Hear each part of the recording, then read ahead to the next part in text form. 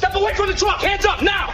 I live here. What's this about? Don't lie to me. We know who you are. My name is Elijah Drummond. I'm a U.S. citizen. Yeah, that's what you all say when you get caught! You're on my injury. I'm not resisting. What's going on over there? At 6:42 a.m. on a quiet residential street in Columbus, Georgia, 3 unmarked black SUVs blocked the driveway of a single-story brick home with an American flag hanging from the porch. 6 ICE agents in full tactical gear surrounded a black man in gym shorts and a faded army t-shirt as he loaded a toolbox into the bed of his pickup truck for work. Before he could turn around, 2 agents grabbed him by the arms, forced him face down onto his own concrete driveway, and zip-tied his wrists behind his back. They were shouting about a deportation warrant. The man was Staff Sergeant Elijah Drummond, retired, a United States citizen born 38 years ago in the same city where his face was now pressed into the pavement.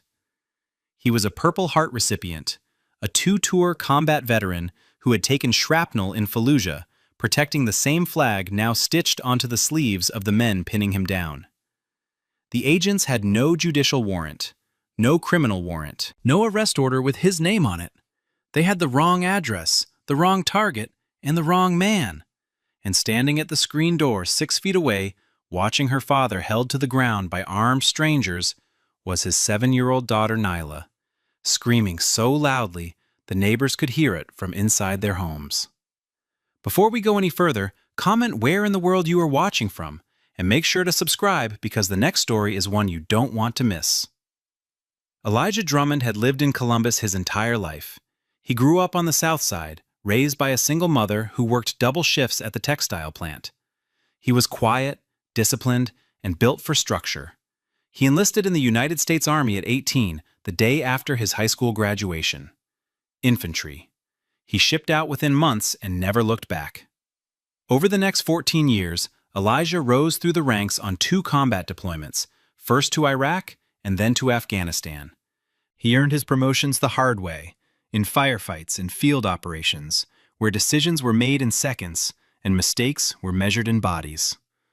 It was during his second tour in Fallujah that an IED detonated beneath his convoy. The blast killed 2 members of his squad instantly. Elijah survived with a titanium plate in his left leg and partial hearing loss in his right ear. For his actions that day, the Army awarded him the Purple Heart. He came home with an honorable discharge, a box of commendations, and a body that reminded him every morning of what he had given.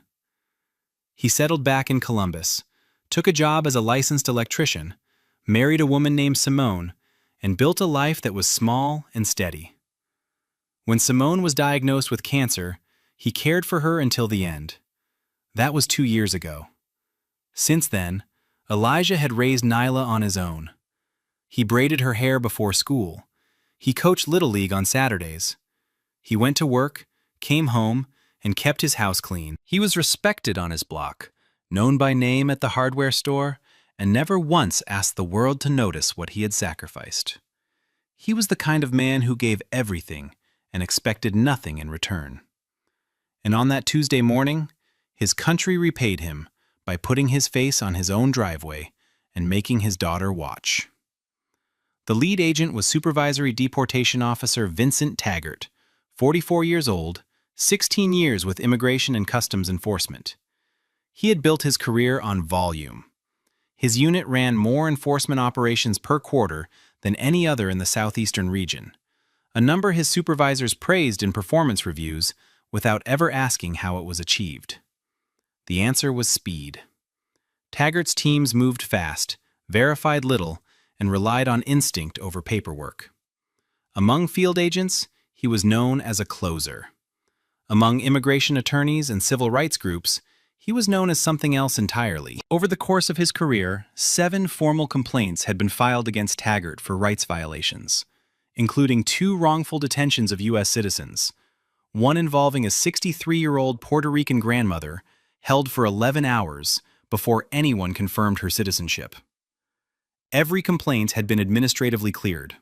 No discipline, no retraining, no record that followed him into his next operation. His second that morning was Field Agent Brent Nolan, 31, 4 years on the job. Nolan had joined ICE straight out of a criminal justice program and landed under Taggart's supervision within his first year. He learned quickly what was rewarded and what wasn't. Taggart liked agents who moved when he moved, talked when he talked, and never questioned a call in the field. Nolan became that agent. He mirrored Taggart's aggression because it earned approval, and he stayed silent when things went wrong because that earned even more. That morning, the team had been dispatched to execute an administrative deportation warrant for a Guatemalan national named Carlos Mejia Solano. The target address was 412 Birchwood Lane. Elijah Drummond lived at 414 Magnolia Drive, 2 blocks south. The names didn't match. The addresses didn't match. But Taggart never verified either one. He saw a black man outside a house in the general vicinity and decided that was close enough. Taggart reached Elijah before he even had time to set the toolbox down. "Step away from the vehicle. Hands where I can see them." Elijah turned slowly, palms open, arms at his sides. "I live here. What's going on?" 2 agents flanked him immediately. A third stood near the truck bed, hand on his holster. Taggart didn't answer the question. "Are you Carlos Mejia Solano?" Elijah's brow furrowed. "Number. My name is Elijah Drummond. I'm a U.S. citizen. This is my house." Taggart stepped closer. "We have a warrant. Turn around." Elijah kept his voice steady. "Sir, my ID is inside the house. My daughter is right there. Let me show you who I am." Taggart glanced at the screen door where Nyla stood in her pajamas, eyes wide, hands pressed to the mesh. He looked back at Elijah without acknowledging her. "Turn around. Now." Elijah complied. He placed his hands behind his back slowly, deliberately, the same way he had been trained to move in situations where one wrong gesture could change everything. 2 agents grabbed his arms and forced him down. His knees hit the concrete first, then his chest, then the side of his face. The impact reopened a scar above his left eyebrow. Zip ties were cinched around his wrists so tightly the plastic cut into his skin within seconds. Then Nolan knelt on his back. The knee landed directly on the lower left side, exactly where the shrapnel had torn through muscle and tissue 14 years earlier in Fallujah. Elijah's breath left him in a sharp gasp. "I have a combat injury. You're on my wound. Please move your knee." Nolan pressed harder. "Stop talking." Elijah gritted his teeth, face against the pavement, eyes squeezed shut. "I'm not resisting. I'm telling you, I'm injured." "Shut up," Nolan said. Across the street, a door opened. Gwendolyn Price, 68 years old, a retired schoolteacher who had lived in the neighborhood for over 30 years, stepped onto her porch in a bathrobe. She saw the SUVs, the tactical gear, and Elijah face down on his own driveway. She went back inside, came out with her phone, and began recording without saying a word. 2 houses down, Franklin Osei watched from his front window, then picked up his phone and dialed 911. "There are armed men in tactical gear on my neighbor's driveway. They've got him on the ground. I don't know who they are. There's no marked vehicles. Please send someone." And through it all, Nyla stood at the screen door, crying, calling out the only word that mattered. "Daddy, Daddy, Daddy." Not one agent turned to look at her. Taggart stood over Elijah and keyed his radio. "Dispatch, confirm physical description on target Mejia Solano." There was a pause, then the dispatcher's voice came back flat and clear. "Target is male, 5'6", approximately 140 pounds, age 27. Taggart looked down at Elijah. Elijah was 6'2", over 200 pounds, and 38 years old. The name was wrong. The height was wrong. The age was wrong. Everything was wrong. Taggart released the radio button and said nothing for a long moment. Then he turned to Nolan, who still had his knee on Elijah's back. "Keep him restrained. We're sorting this out." Elijah spoke through clenched teeth. "There's nothing to sort out. My name is on the mailbox. My ID is inside the front door. You have the wrong person." Taggart didn't respond. A third agent, one of the younger members of the team, walked toward the house, and stopped at the screen door. Nyla was still standing there, tears running down her face, her small hands flat against the mesh. The agent looked at her for a moment, then turned and walked back toward the SUVs without a word. He didn't speak to her, didn't tell her it was going to be okay, didn't call for anyone to come be with her.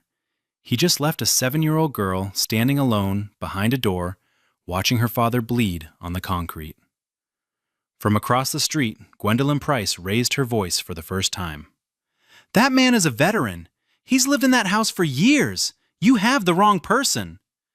Taggart turned toward her porch. His expression didn't change.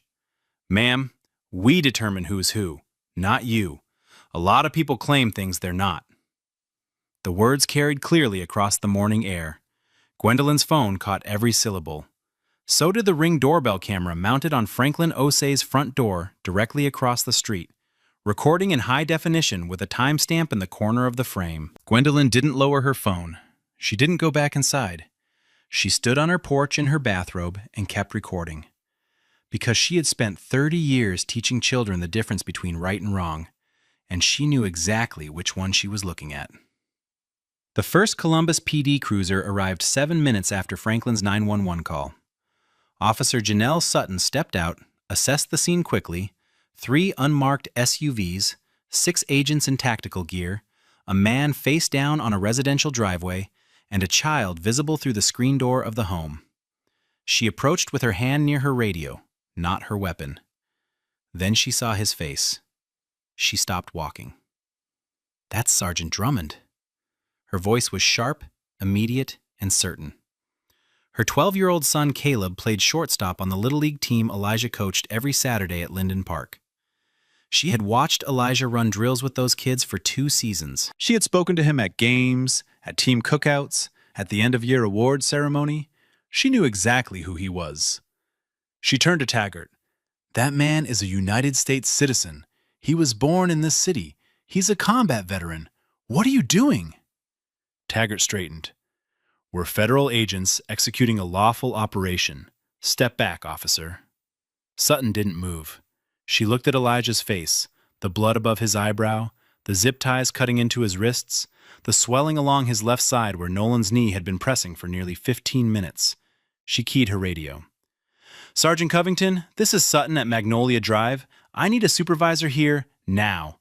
We have federal agents detaining a U.S. citizen." Wrong target, wrong address, possible excessive force. Sergeant Ray Covington arrived 4 minutes later in an unmarked sedan. He walked directly to Taggart and extended his hand. "Let me see the warrant." Taggart hesitated, then handed it over. Covington read it once, then looked up. "This warrant is for Carlos Mejia Solano at 412 Birchwood Lane. This is 414 Magnolia Drive. The man on the ground is not your target. He's not even in your system. You have the wrong man at the wrong house. Release him. Now." Taggart didn't move immediately. He looked at Nolan. He looked at the other agents standing near the SUVs. He looked at Gwendolyn, still recording from her porch. At the neighbors now gathered on the sidewalk. At Sutton standing between him and the house, with her body camera blinking red. 11 minutes passed. 11 minutes in which a man whose citizenship, identity, and address had all been confirmed remained face down on his own property in zip ties. Then finally, Taggart pulled a blade from his vest and cut the ties. He didn't say a word. No apology, no explanation. He just cut the plastic and stepped back, as if releasing Elijah erased everything that had happened in the 23 minutes before it. Elijah stood slowly. It took him 3 attempts. His left leg, the one carrying 14 years of titanium and scar tissue, buckled twice before it held. The knee pressure from Nolan had driven directly into the old wound, and the pain radiated from his hip to his ankle in sharp, pulsing waves. His face was scraped raw on the right side where the concrete had ground into his skin. A cut above his left eyebrow had bled down past his jaw and onto the collar of his army t-shirt, which was torn at the shoulder seam. Both wrists were lined with deep red grooves from the zip ties, the skin broken in 2 places, blood already drying in thin streaks across his palms. He flexed his right arm and winced. His shoulder had been wrenched during the takedown and now hung slightly lower than the other. He stood there on his own driveway, surrounded by his own neighbors, in front of his own home, bleeding from wounds inflicted by men who had never once confirmed his name. The screen door flew open. Nyla ran to him barefoot across the concrete and wrapped both arms around his waist, pressing her face into his stomach, sobbing so hard her whole body shook. Elijah brought one arm around her and held her close. The other arm hung at his side because he could barely lift it. He didn't say a word. He just rested his chin on top of her head and closed his eyes. Gwendolyn crossed the street with tears streaming down her face. Franklin stood at the edge of the driveway, fists clenched, jaw tight. Other neighbors gathered on the sidewalk in bathrobes and work clothes, some holding coffee, some holding phones, all of them silent. Elijah's toolbox lay overturned near the truck bed, tools scattered across the driveway. His truck door was still open, the engine cold. He didn't look at the agents, didn't speak to them, didn't ask for an explanation or an apology. He just held his daughter. Officer Sutton approached quietly and stood a few feet away until Elijah opened his eyes. Sergeant Drummond, I'm going to make sure every piece of this is documented. My body camera has been running since I arrived. She paused. I'm sorry this happened to you. Elijah nodded once, but said nothing. Across the street, mounted beneath the eave of Franklin O'Sea's front porch, a Ring doorbell camera had recorded the entire encounter from start to finish. 23 minutes of uninterrupted footage. Every agent, every order, every second Nyla spent screaming behind that screen door. It had captured all of it, and it was already saved to the cloud. Gwendolyn Price uploaded her phone video at 9:14 that morning. She posted it without commentary, just a 12-minute clip titled, "They did this to a veteran on his own driveway." Franklin O'Sea uploaded the Ring footage an hour later, all 23 minutes, time-stamped and unedited. By noon, both videos had been shared thousands of times. By 3 p.m., a veterans advocacy page with over 2 million followers reposted the Ring footage with a single caption. Purple Heart recipient, U.S.-born citizen, wrong address, wrong man, no apology. The clip exploded. By evening, the combined views crossed 2 million. By the next morning, they had passed 6. The image that defined the story wasn't the takedown or the knee on his back. It was a single frame from the Ring camera, pulled and screenshotted by thousands of people independently, as if they had all recognized the same unbearable detail at the same moment.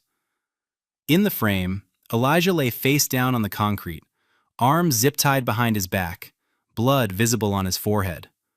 Behind him, the front door of his home was slightly ajar, and hanging from a bracket on the porch, directly above the scene, was an American flag, still and limp in the windless morning air. That image spread faster than the video itself. Veterans organizations issued furious public statements. 3 congressional offices released responses before lunch. Civil rights attorneys began calling Elijah's phone, leaving voicemails offering representation. Local news led with the story at 5 and 6. National outlets picked it up by the following morning. Anchors described the footage. Legal analysts broke down the Fourth Amendment violations. Retired military officers went on camera and said what millions were already thinking. He bled for this country, and this country sent armed men to his driveway who didn't even bother to check his name. And in a quiet office inside ICE's Southeastern Field headquarters, someone pulled up the Ring footage on a government computer, watched the first 4 minutes, and immediately forwarded it to the regional director with a single line in the email. We have a serious problem. ICE headquarters in Washington released a statement at 4:47 p.m. the following day, nearly 32 hours after the arrest. It was 3 sentences long. The statement described the incident as a procedural discrepancy during a routine enforcement action and said the agency was conducting an internal review. It concluded by affirming that all agents involved had followed standard operational protocol. There was no mention of Elijah's name, no mention of his military service, no mention of Nyla, no acknowledgement that the warrant had been for a different person at a different address. The statement read like it had been drafted by someone who had never watched the footage, or, more likely, by someone who had watched every second of it and understood exactly how much needed to be buried.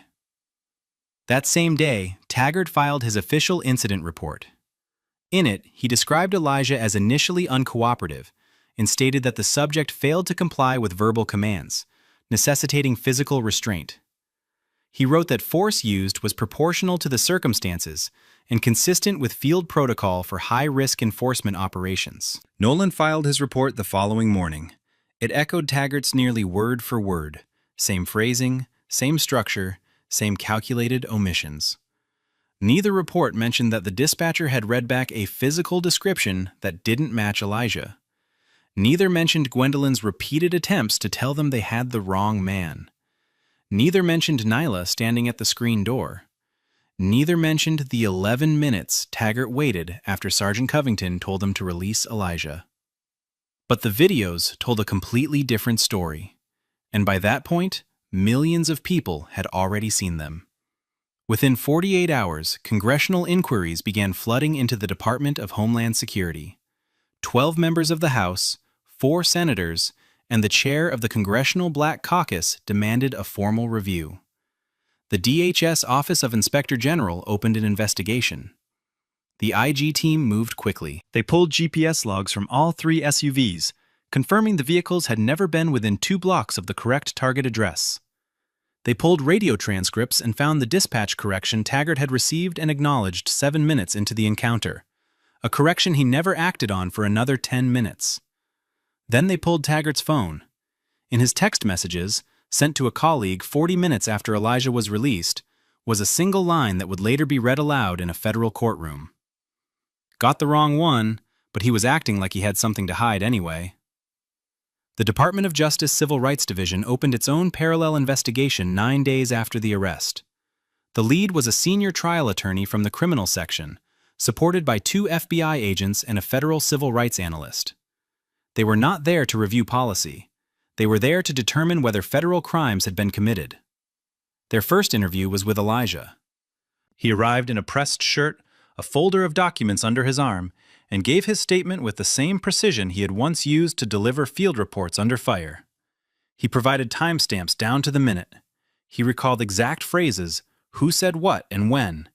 He described the location of each agent on the driveway, the angle of his body when he was taken down, the point of contact where Nolan's knee met his shrapnel wound. He described Nyla's position at the screen door and the moment the third agent looked at her and walked away without speaking. He did not raise his voice. He did not editorialize. He delivered the facts like a man who had spent his life in environments where facts were the difference between living and dying. The investigators then interviewed Gwendolyn Price, whose video had become the most viewed clip associated with the case. She described what she saw from her porch and repeated Taggart's words exactly. A lot of people claim things they're not. Franklin Osei provided the ring footage directly from his cloud account and confirmed the timestamps. Officer Janelle Sutton gave a detailed statement corroborated by her own body camera footage. 6 additional neighbors provided statements, all consistent, all describing the same sequence of events from different vantage points. Then the investigators subpoenaed ICE internal records. What they found went far beyond one morning in Columbus.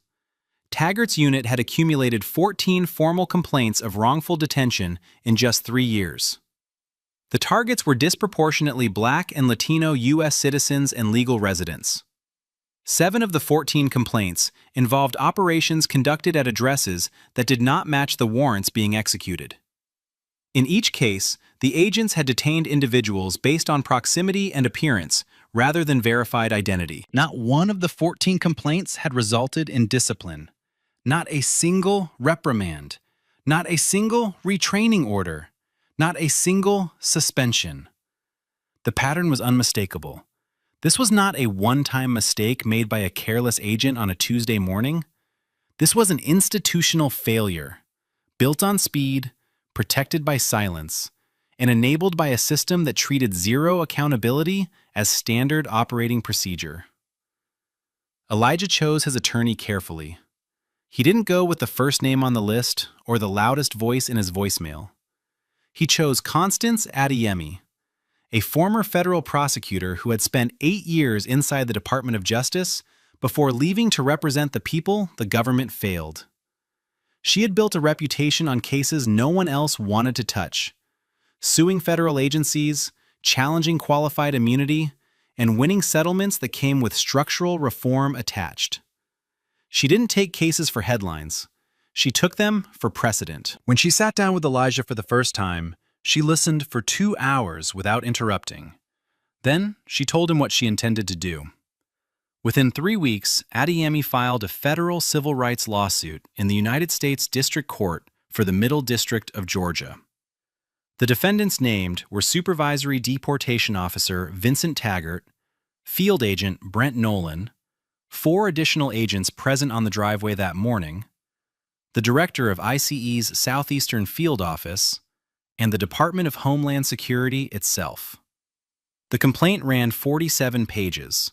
It alleged unlawful arrest without probable cause, excessive force in violation of the Fourth Amendment, racial profiling, intentional infliction of emotional distress on both Elijah and his minor daughter, and negligent supervision by the field office and DHS for failing to discipline or retrain agents with documented histories of civil rights violations. Adeyemi subpoenaed Taggart's full disciplinary file. What came back confirmed what the DOJ investigation had already begun to uncover, but in sharper, more damning detail. The 7 prior complaints were laid out in full. One involved a 24-year-old Latino legal resident detained during a workplace raid despite presenting a valid green card. Another described a black mother of 3 pulled from her vehicle at a gas station while her children sat in the back seat. Agents held her for 45 minutes before confirming she was a U.S. citizen. But the worst was a case from 2 years earlier. A 70-year-old black man named Cornelius Beckett, a retired postal worker and U.S. citizen born in Macon, Georgia, was picked up during an enforcement sweep outside a bus station. He was transported to a federal detention facility 90 miles away. He told every person who would listen that he was an American citizen. No one checked for 9 hours. When they finally ran his information, they confirmed he was exactly who he said he was. He was released without explanation. The complaint on that case had been reviewed and closed with 3 words written at the bottom of the file: no action required. Adeyemi included every word of that case in her filing. She wanted the court to see not just what happened to Elijah Drummond, but what had been allowed to happen to others before him, and what would keep happening if no one was held accountable. The case reached Congress 5 weeks after the lawsuit was filed. The House Judiciary Subcommittee on Immigration and Citizenship announced a formal hearing on ICE enforcement practices, and Elijah Drummond was invited to testify. He arrived in Washington on a Tuesday morning wearing a dark suit, a pressed white shirt, and his Purple Heart pinned to his left lapel. He sat at a long wooden table facing the committee, a microphone in front of him, cameras behind him, and a room full of staffers, reporters, and spectators watching from every seat. He did not bring prepared remarks. He spoke from memory, the way he had given field reports for 14 years. He described the morning simply and completely: the toolbox, the SUVs, the agents, the orders, the takedown. He described the concrete against his face and the zip ties cutting into his wrists. He described the knee on his shrapnel wound and the way his vision blurred from the pain. He described asking them to check his ID and being told to shut up. Then he paused. He looked directly into the camera and described his daughter. He described Nyla standing at the screen door in her pajamas. He described the sound of her screaming for him while armed men held him on the ground. He described the agent who walked to the door, looked at her, and turned away without a word. The room was silent. No one moved. No one typed. Then Elijah said, "I bled for this country in Fallujah. I left pieces of myself in the sand so that families like mine could be safe at home. And I came home, and this country sent armed men to my driveway to treat me like I didn't belong here. like I wasn't American enough, like my citizenship needed to be earned twice because of the color of my skin. A committee member turned to the acting ICE director, seated at a separate table across the room. How was this allowed to happen? The director adjusted his microphone. He spoke about operational protocols, about ongoing internal reviews, about the agency's commitment to accountability and professionalism. He used the phrase standard procedure 3 times. He did not say Elijah's name. He did not mention Nyla. He did not answer the question. Clips of Elijah's testimony were posted online within the hour. By evening, they had been viewed over 8 million times. The image of a Purple Heart veteran sitting calmly before Congress, describing how his own government treated him like a criminal in front of his child, became the second defining frame of the case. The first was the flag above the driveway. The second was the medal on his chest. And neither one could be explained away. The federal grand jury returned indictments 6 weeks after the DOJ investigation concluded. Supervisory Deportation Officer Vincent Taggart was charged with 2 counts of deprivation of rights under color of law, under 18 U.S.C. Section 242, and 1 count of filing false statements in a federal report. Field Agent Brent Nolan was charged with 1 count of deprivation of rights and 1 count of accessory to false reporting. Both men were arrested on the same morning, Taggart at his home in Hinesville, Nolan at his apartment in Savannah. They were processed, fingerprinted, and released on bond. Neither spoke to the press. Within a week, the director of ICE's Southeastern Field Office submitted his resignation. No public statement accompanied it, no press conference, no acknowledgement of what had happened under his authority. He simply stepped down and disappeared from the agency directory, as if removing his name could separate him from the 14 complaints, the 7 wrong addresses, and the culture of zero oversight he had allowed to metastasize inside his operation. 3 additional agents from Taggart's unit were placed on indefinite, unpaid suspension, pending further review of their involvement in prior wrongful detentions. Their access credentials were revoked. Their service weapons were collected. Taggart's trial began on a Monday in the United States District Court for the Middle District of Georgia. It lasted 2 weeks. The prosecution opened with the ring footage. 23 minutes of uninterrupted video played on a screen mounted above the jury box. The jurors watched Elijah taken to the ground. They watched Nolan's knee press into his back. They watched Nyla standing behind the screen door, her mouth open, her hands flat against the mesh. They heard every word. Then the prosecution played Gwendolyn's phone video, which captured Taggart's voice clearly. A lot of people claim things they're not. They played the radio transcript in which the dispatcher read back a description that matched nothing about Elijah, and Taggart acknowledged it. Then they entered the text message into evidence. Got the wrong one, but he was acting like he had something to hide anyway.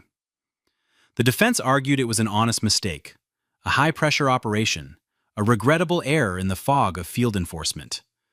The attorney described Taggart as a dedicated public servant with 16 years of experience who made a split-second judgment call. He asked the jury to consider the difficulty of the work, the danger of enforcement operations, and the impossibility of perfection. The prosecution responded by replaying the 11 minutes Taggart waited after being told to release Elijah. 11 minutes after a Columbus PD supervisor stood in front of him, holding the wrong warrant, and said plainly that the man on the ground was not the man they were looking for. The jury deliberated for 4 hours. They returned guilty on all counts. Taggart was sentenced to 30 months in federal prison.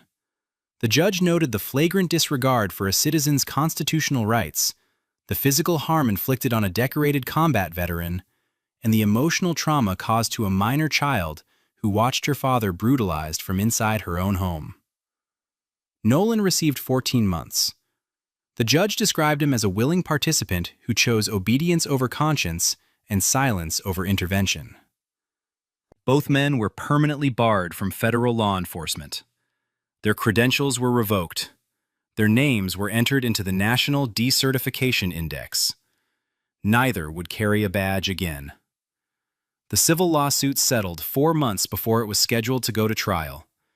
Constance Adeyemi had built a case so thoroughly documented and so publicly visible that the Department of Homeland Security's attorneys had no room to maneuver. The video evidence alone was devastating. Combined with the disciplinary records, the dispatcher transcripts, the text message, and the testimony of 9 witnesses, the government's legal team understood that a jury trial would not produce a more favorable outcome than what was already on the table. DHS agreed to a settlement of $4.2 million, one of the largest individual payouts in an ICE wrongful arrest case in the agency's history. The money was significant, but Adeyemi had made clear from the beginning that a check alone was not acceptable. The settlement included a binding set of structural reforms imposed on ICE's Southeastern Field Office and recommended for adoption agency-wide. Mandatory address and identity verification protocols were required before any enforcement action could be initiated. No agent could approach a target location without confirmed cross-referencing of the warrant name, physical description, and address against at least 2 independent databases. An independent review process was established for all complaints involving U.S. citizens or legal permanent residents, removing the authority of field office supervisors to close complaints without external oversight. Quarterly public reporting on wrongful detentions was mandated, including demographic data on the individuals affected.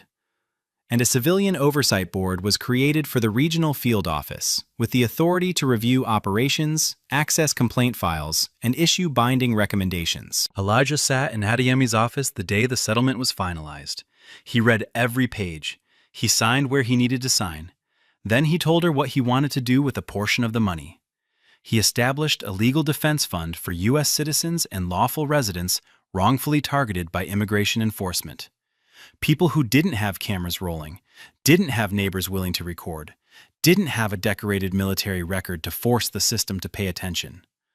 The fund would connect them with attorneys, cover legal costs, and ensure their cases didn't vanish into the same administrative silence that had swallowed the 14 complaints before his. He named the fund after his late wife, the Simone Drummond Justice Fund, because she had believed, even when the world gave her every reason not to, that doing the right thing still mattered. Elijah went back to work 3 weeks after the settlement was finalized. He loaded his toolbox into the same truck, drove to the same job sites, and pulled wire through the same walls he had been pulling wire through for years. He picked Nyla up from school at 3:15 every afternoon. He coached Little League on Saturdays at Linden Park, running the same drills, standing behind the same backstop, clapping for the same kids who didn't know or care what had happened on his driveway. He didn't give interviews. He didn't write a book. He didn't go on tour. He went back to the life he had built because that life was the whole point. The only visible change was the driveway. He had it repaved 2 weeks after the settlement. Smooth concrete, no cracks, no scuff marks, no blood-stained patch where his face had been pressed into the ground. He didn't do it for himself. He did it because Nyla walked across that driveway every morning on her way to the school bus, and he didn't want her to look down and remember. Gwendolyn Price still lived across the street. She still waved to Elijah every morning when he loaded his truck. On her refrigerator, held up by a magnet from her church, was a printed screenshot of the moment her video passed 1 million views. She never posted another video in her life. She didn't need to. She had done what needed doing when it needed doing, and that was enough.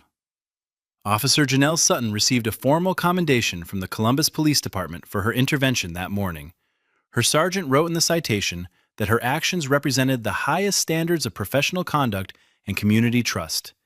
She never spoke publicly about the case, but at the next Little League game, she sat in the bleachers behind home plate and watched her son take the field, coached by the same man she had found face down on his own property, and she knew exactly what her badge was supposed to mean. Vincent Taggart served his 30-month sentence at a federal correctional facility in Jessup, Georgia. His former profession earned him no respect inside those walls. He kept to himself, filed no appeals, and made no public statements. When he was released, he left the state. His name returned nothing in law enforcement databases except a revoked credential and a case number. Brent Nolan served 14 months at a minimum security facility in Montgomery, Alabama. After his release, he left law enforcement entirely. He never applied for another badge. He moved to a small town in North Florida where no one knew his name and no one had seen the video. The ICE Southeastern Field Office underwent a full restructuring in the year following the settlement. New leadership was installed. Verification protocols were implemented. The Civilian Oversight Board held its first meeting 60 days after the agreement was signed.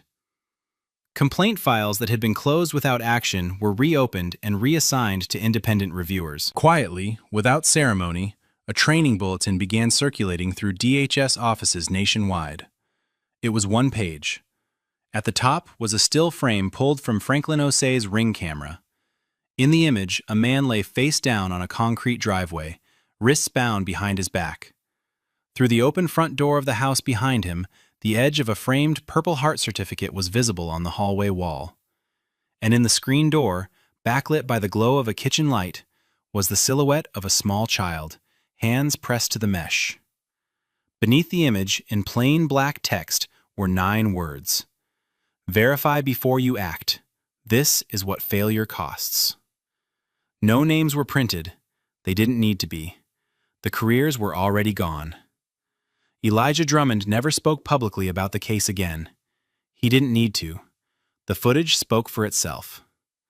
Now, watching footage like this, it can really stick with you, right? Some of these clips stay in your head, especially late at night when you're trying to fall asleep. And speaking of sleep, a lot of you have told me you're waking up at 2 or 3 a.m. and just lying there, can't shut your mind off, and the next day you're dragging through everything. I came across a simple 21-day sleep guide that's helped thousands of people fix exactly that.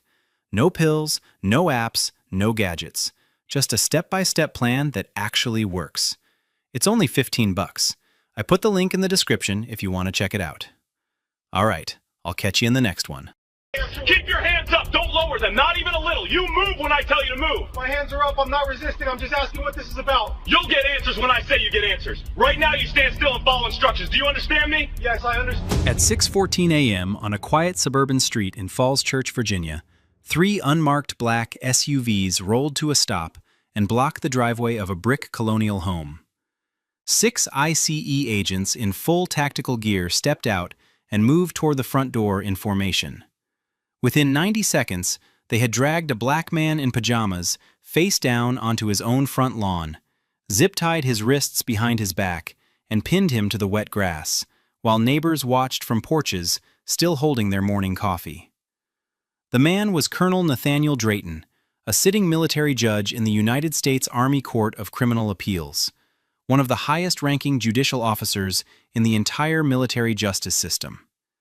His wife stood in the doorway screaming. His 2 daughters, 11 and 14, clung to her sides, sobbing. No warrant was presented, no crime was named, no identification was requested before force was used. Across the street, a retired FBI supervisory special agent was already on the phone, dialing a number in Washington before Drayton's knees had even touched the ground.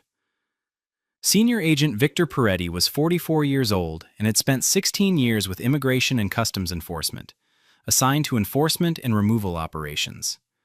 Inside the agency, he was known as a closer, someone who hit his deportation quotas and didn't ask too many questions about how he got there. He had a reputation for running operations in affluent neighborhoods, targeting people of color he seemed to decide didn't belong in the houses they owned. 7 formal complaints of racial profiling had been filed against him over the past decade. Every single one had been reviewed internally and dismissed. His partner that morning was Agent Bryce Nolan, 31, 5 years on the job, a man who had never once questioned Peretti's judgment or challenged a single call he made. He followed orders, stayed quiet, and kept his head down. The third key figure in the operation was Agent Kevin Shull, 36, who had handled the surveillance and database work that led the team to the Drayton home. Shull had pulled an address from an outdated system, matched it to a name flagged for removal, and never once cross-referenced with current records. he got the wrong house entirely.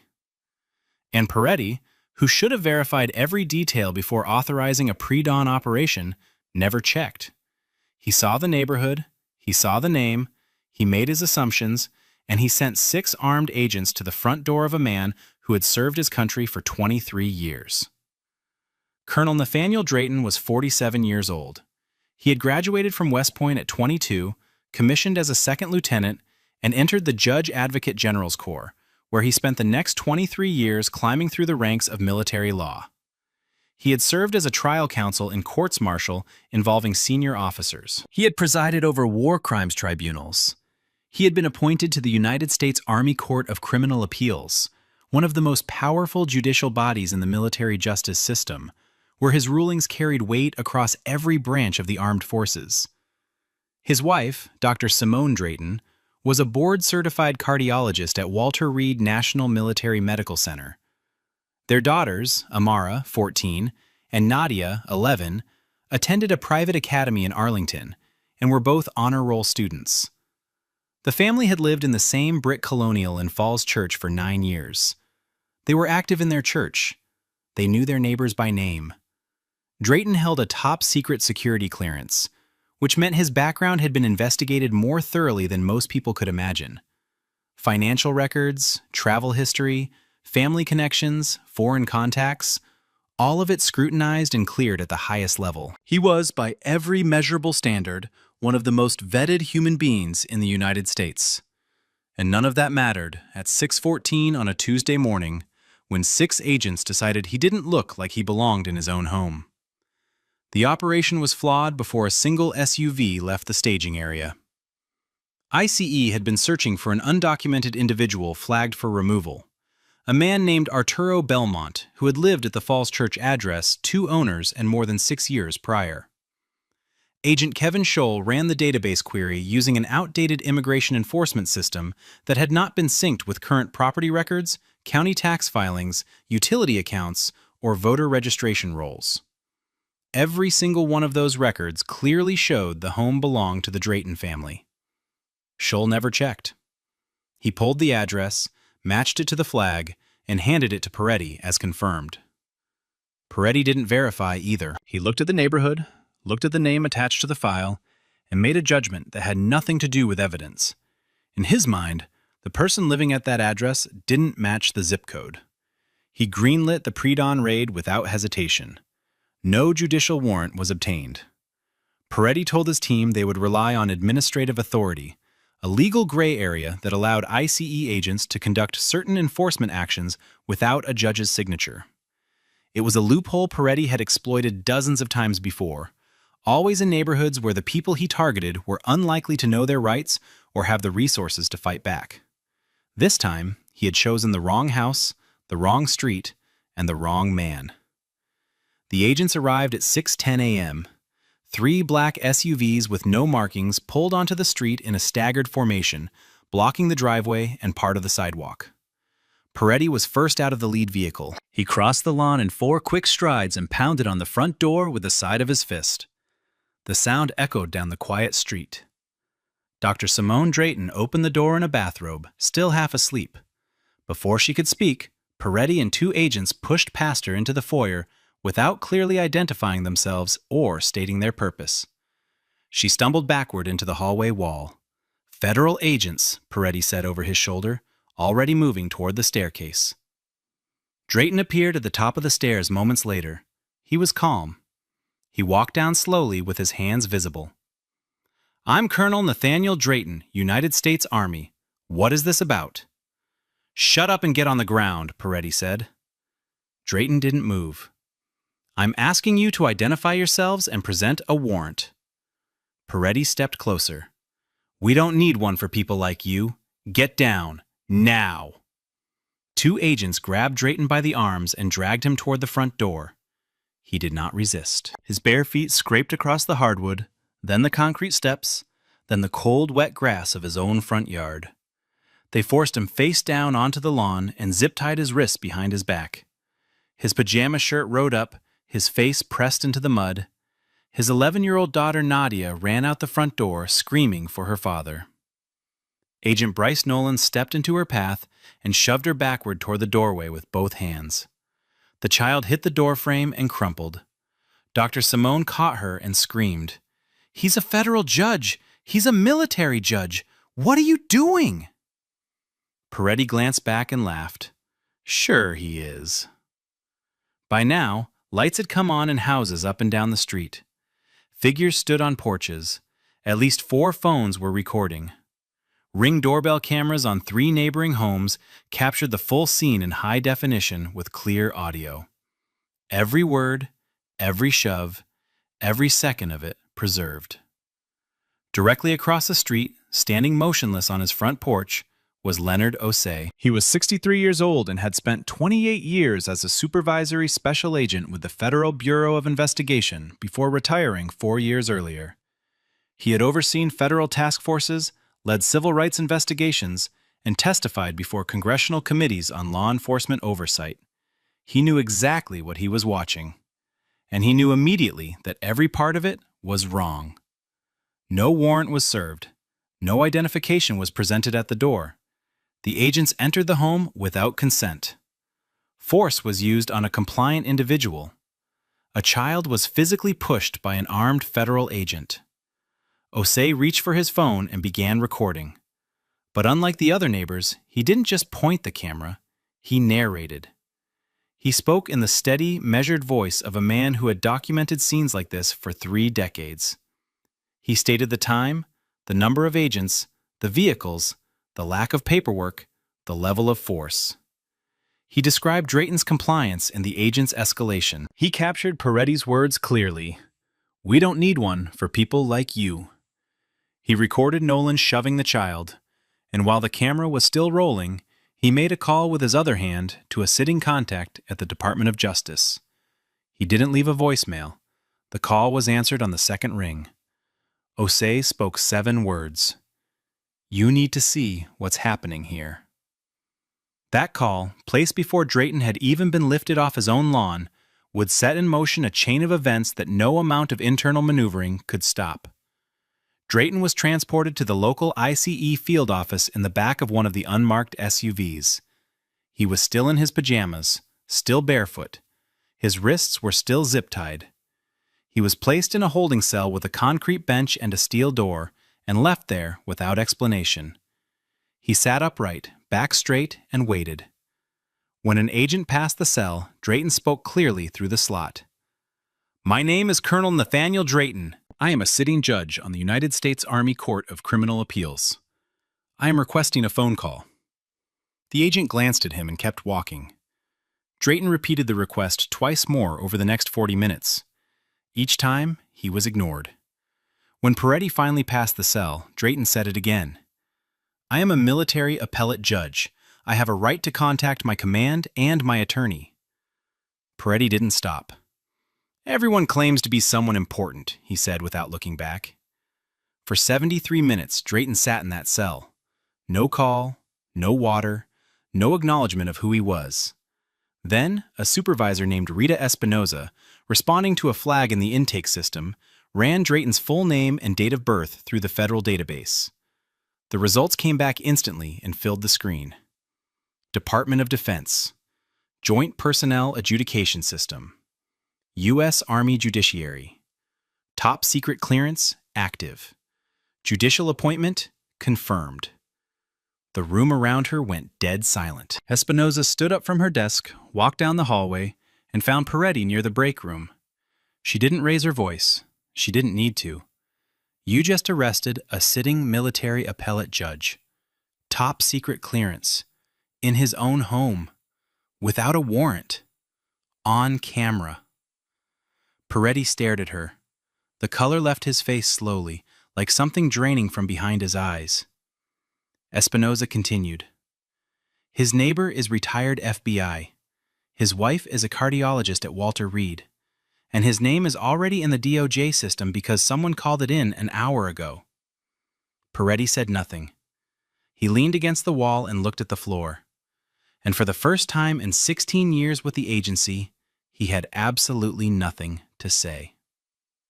The identification was confirmed at 7:47 a.m., By 8:15, the first calls were already moving through Washington. The Army Judge Advocate General's office was notified by a duty officer who had received a flag from the DOJ liaison.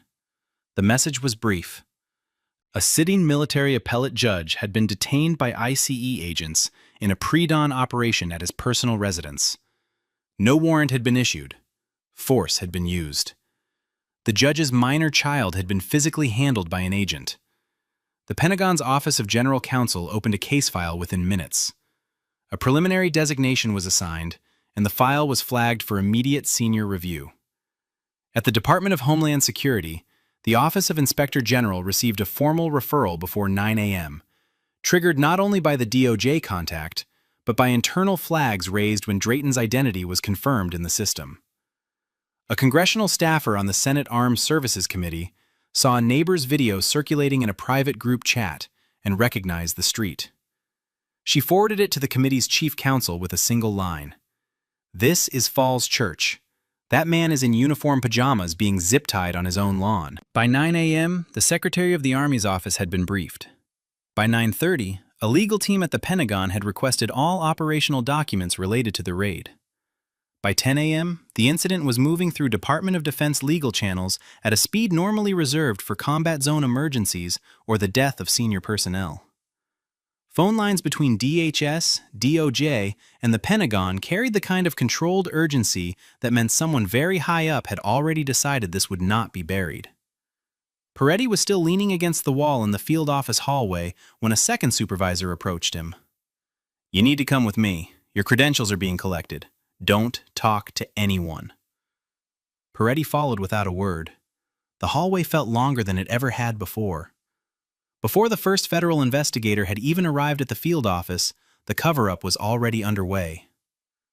Peretti sat at a desk in a back room and opened his operational report. The original draft, written during the drive back from Falls Church, had been brief and procedural. He deleted key lines and began rewriting. The subject became combative upon contact. He refused to identify himself and physically resisted agents' attempts to secure the scene. Every word of it was a lie. In the next room, Agent Bryce Nolan had already submitted his own report, written in the SUV immediately after the arrest, before anyone at the field office had confirmed who Drayton was. Nolan's original version told a very different story.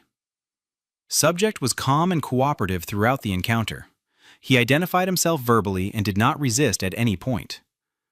Nolan hadn't yet realized that his honesty would become the single most damaging internal document in the case. When he learned what Peretti had written, he said nothing. He didn't amend his own report. He didn't flag the contradiction. He simply stayed quiet. The same instinct that had guided his entire career. Meanwhile, Agent Kevin Shull had a different problem. He knew the address was wrong. He knew his database query had pulled outdated records. And he knew that if anyone looked at the search logs, they would see exactly where the failure started.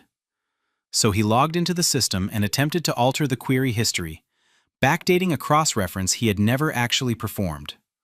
All three actions were flagged within hours. The DHS Office of Inspector General had already obtained unedited server data, mirrored copies of every report draft, and time-stamped access logs showing exactly who changed what and when. What had begun as a wrongful arrest built on negligence and bias was now something far worse. Federal obstruction, falsification of government records, a coordinated attempt to rewrite the truth after the truth had already been preserved, on camera, on servers, and in the hands of people who knew exactly what they were looking at. The evidence against the agents was not thin or circumstantial. It was overwhelming, layered, and captured from nearly every possible angle. 3 Ring doorbell cameras on neighboring homes had recorded the full raid from the moment the SUVs appeared on the street to the moment Drayton was dragged across his lawn in zip ties. The footage was high definition with clear audio. Every command, every shove, every word Peretti spoke was preserved. Leonard Osei's phone recording added a 4th angle from directly across the street, narrated in real time by a retired FBI supervisory special agent who described what he was witnessing with the precision of a federal evidentiary deposition. 4 additional neighbors had recorded portions of the arrest on their cell phones, capturing the moment Nolan shoved 11-year-old Nadia into the doorframe, and the moment Dr. Simone Drayton screamed that her husband was a military judge. The ICE field office intake log showed that Drayton had been held for 73 minutes without access to a phone call, despite repeated requests. Nolan's original unedited report confirmed Drayton had been calm and cooperative, directly contradicting Peretti's revised version. Server logs pulled by the Inspector General's digital forensics team showed the exact timestamps of Peretti's edits and Scholl's attempted alteration of the database query, both made after Drayton's identity was confirmed. Radio communications between the agents during the approach to the house contained a transmission from Peretti that would become one of the most damaging pieces of audio in the entire case. This guy doesn't fit the neighborhood. Let's see what we've got. And then there was Dr. Simone Drayton's 911 call, placed at 6:16 a.m., 2 minutes after the agents forced entry. Her voice was shaking, barely controlled. "Armed men without badges are dragging my husband out of our home. Please send help. He's a federal judge. Please." The dispatcher logged the call. The recording was preserved. Every piece of it, every frame, every timestamp, every word pointed in one direction.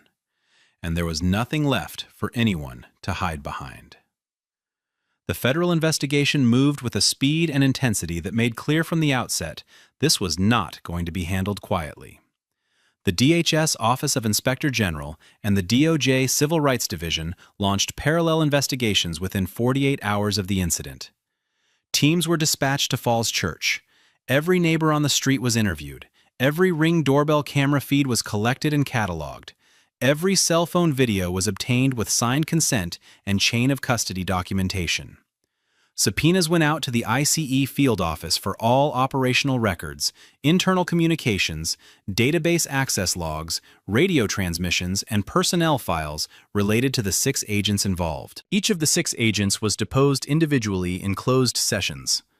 Peretti went first. He held to his revised version of events. The subject was uncooperative. He refused to identify himself. Force was necessary to control the scene. But when the 3 junior agents were deposed separately, the story collapsed. Each one, speaking without Peretti in the room, confirmed the same facts. No warrant was obtained or presented. Drayton identified himself immediately and did not resist. The 11-year-old girl was physically shoved into the doorframe by Agent Nolan.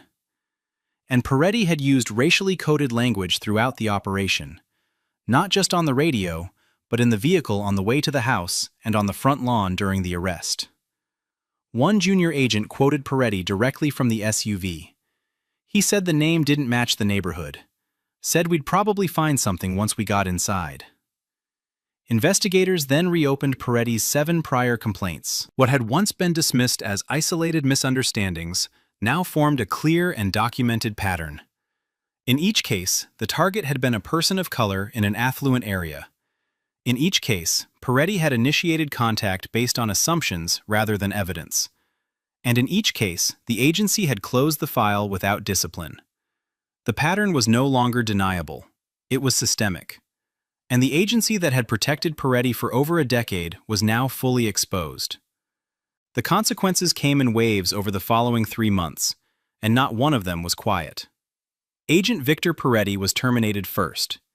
The official notice cited gross misconduct, civil rights violations, falsification of federal documents, and obstruction of a federal investigation. His credentials were seized. His access to all federal systems was revoked.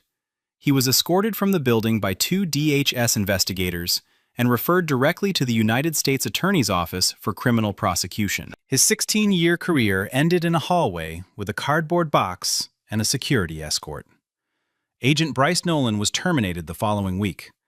The charges against him were failure to intervene during an unlawful arrest, participation in the use of excessive force, physical contact with a minor, and allowing his original report to be contradicted by a superior's falsified version without raising a flag.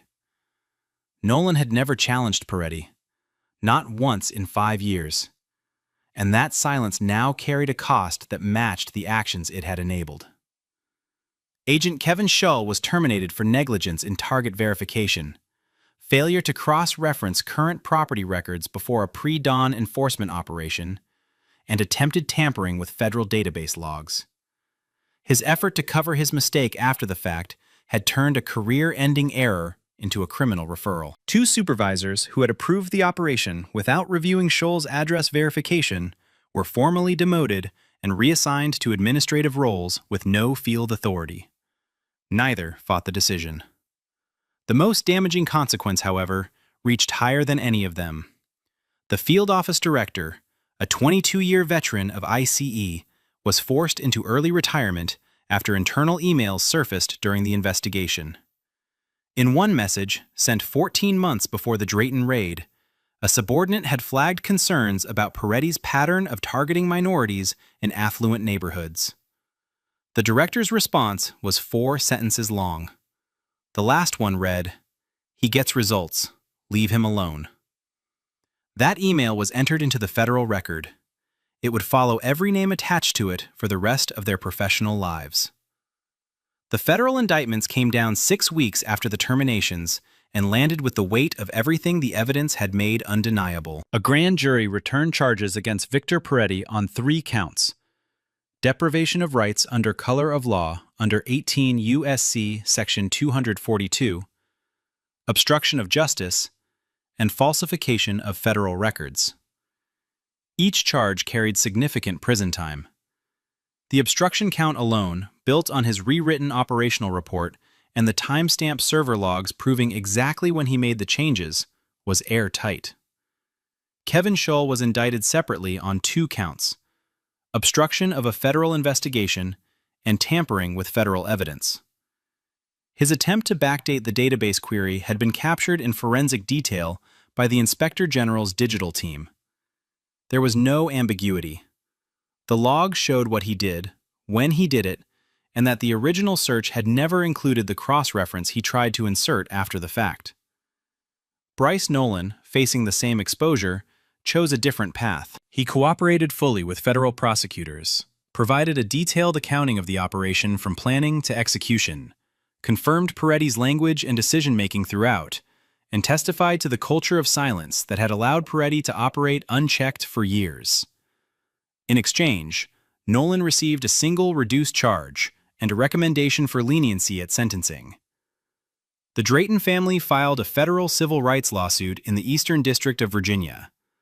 The defendants were ICE, the Department of Homeland Security, and the 3 agents personally.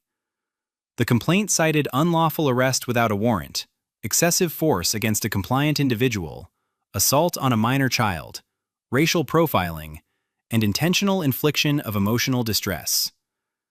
The government's attorneys reviewed the evidence: the ring camera footage, Osei's narrated recording, the 911 call, the intake logs, the radio transmission, the falsified reports. They settled before trial. The figure was reported in the multi-millions. As part of the settlement, DHS agreed to sweeping operational reforms, including mandatory judicial warrant verification for all residential enforcement actions, independent address confirmation protocols requiring at least 3 current record cross-references, and department-wide de-escalation training with annual recertification.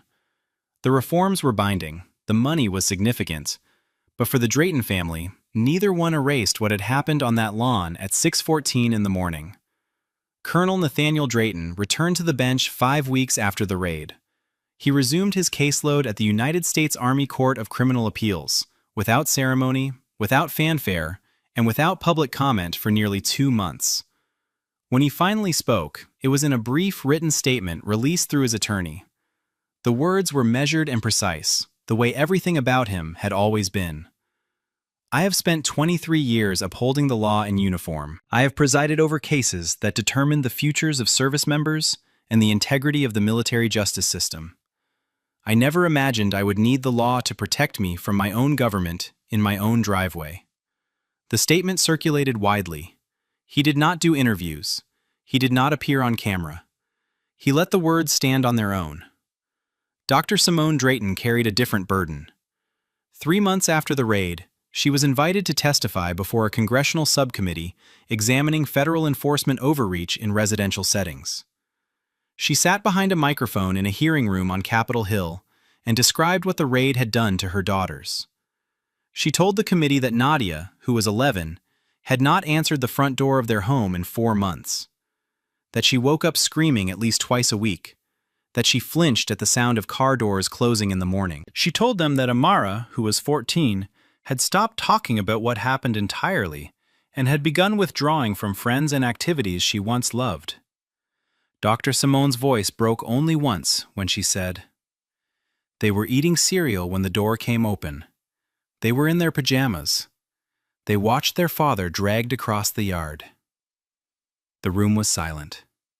6 months later, the Drayton family established the Drayton Justice Initiative, a legal defense fund dedicated to providing representation for victims of warrantless federal enforcement actions. The fund partnered with civil rights organizations and law school clinics across 4 states. Colonel Drayton was later nominated for a federal judicial appointment. The nomination moved through committee without opposition. 6 months after the sentencing, a training bulletin was distributed to every DHS field office in the country. It was 4 pages long, printed on standard department letterhead, and marked mandatory reading for all enforcement personnel. On the first page was a single image. It was a still frame pulled from a Ring doorbell camera on a quiet suburban street in Falls Church, Virginia. It showed a black man in pajamas lying face down on his own front lawn. His wrists were bound behind his back with zip ties. His bare feet were visible against the wet grass. And in the doorway behind him, partially blocked by the arm of a federal agent, an 11-year-old girl reached toward her father with both hands. Her face frozen in a scream the image couldn't carry, but no one who saw it would fail to hear. Beneath the photograph, in plain black text, were the words, "This is what happens when protocol fails and bias fills the gap." No names were printed on the bulletin, no badge numbers, no office designations. They didn't need to be. The careers were already gone. The indictments were already public. The footage had already been seen by millions, and the precedent, written into federal settlement terms, binding policy reforms, and congressional testimony, was already set. Somewhere in a federal courtroom, a colonel in dress uniform sat behind the bench and called his next case. Somewhere in a congressional archive, a mother's testimony about her daughters sat preserved in the official record.